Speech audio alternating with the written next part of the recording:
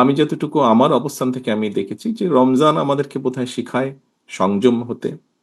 রমজান আমাদেরকে শিখায় কিভাবে ধৈর্যশীল হতে। রমজান আমাদেরকে শিখায় কিভাবে আমরা মানবিক দৃষ্টিকোণ দিয়ে মানুষের পাশে দাঁড়াতে পারি।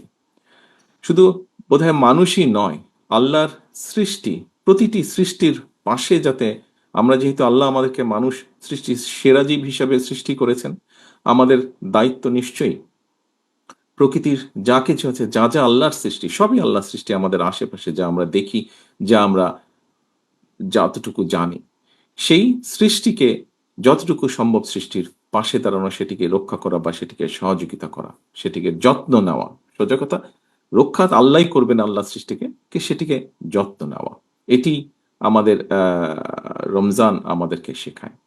এখানে উপস্থিত সম্মানিত ওলেমা মাশায়েখগণ আছেন। একজন মুসলমান হিসাবে আমার কাছে একটি প্রশ্ন বারে বারেই ঘুরপাক খেয়েছে। আমরা দেখেছি খ্রিস্টান সম্প্রদায় সারা বিশ্বে তাদের বড়দিন একই দিনে পালন করে।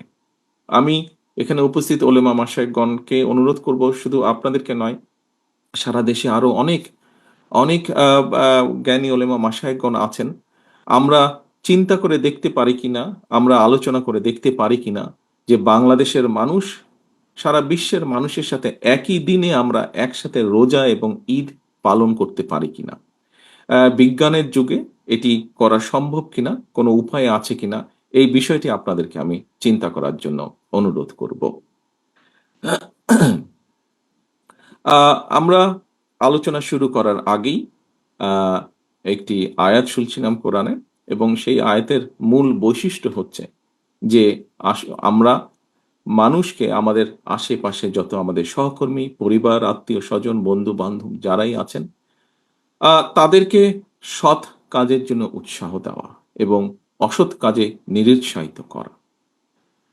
প্রিয় উপস্থিতিবৃন্দ, আমার মনে হয় এটি আমরা যদি করতে সক্ষম হই, যতটুকুই, যার যতটুকু অবস্থান থেকে যতটুকু আমরা করতে সক্ষম হই না কেন, তাহলে আমরা আমাদের যে প্রত্যাশিত সমাজ, আমাদের যে প্রত্যাশিত দেশ, এরকম একটি সমাজ এবং দেশ ধীরে ধীরে পর্যায়ক্রমিকভাবে গড়ে তুলতে সক্ষম হব।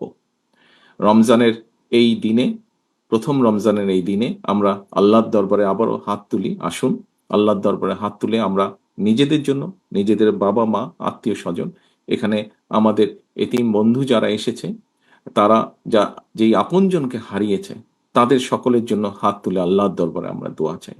আল্লাহর দরবারে আমরা দোয়া চাই আমাদের এই যে প্রিয় মাতৃভূমি, যেটি আমাদের প্রথম এবং যেটি আমাদের শেষ ঠিকানা, সেই মাতৃভূমিকে যেন আল্লাহ একটি রহমত দেন, যে রহমতের কারণে আমরা প্রতিটা মানুষ, এই দেশের প্রতিটা মানুষ যাতে শান্তিতে আমরা থাকতে পারি, সেই রহমত যাতে আল্লাহ দেন, সেই তার জন্য আমরা আল্লাহর দরবারে হাত তুলে দোয়া চাই।